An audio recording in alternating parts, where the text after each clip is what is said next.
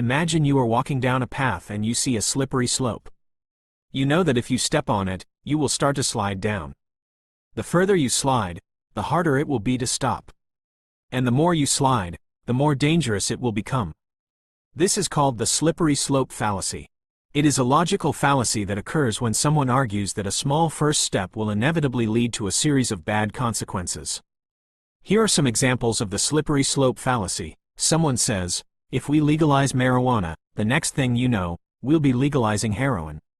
Someone says, if we let gay people get married, the next thing you know, we'll be letting people marry animals. Someone says, if we allow students to carry guns on campus, the next thing you know, there will be mass shootings every day. The slippery slope fallacy is often used to scare people into opposing something. But it is important to remember that just because one thing happens, it doesn't mean that another thing will inevitably happen. There are usually many different possible outcomes, and it is important to consider all of them before making a decision. If someone uses the slippery slope fallacy on you, here are a few things you can do. Ask them to explain the chain of events. How exactly does one thing lead to another? Is there any evidence to support their claim? Point out that there are other possible outcomes.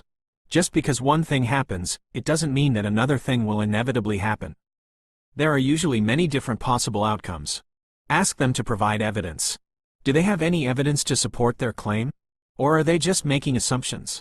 By being aware of the slippery slope fallacy and knowing how to deal with it, you can avoid being tricked into making decisions based on fear.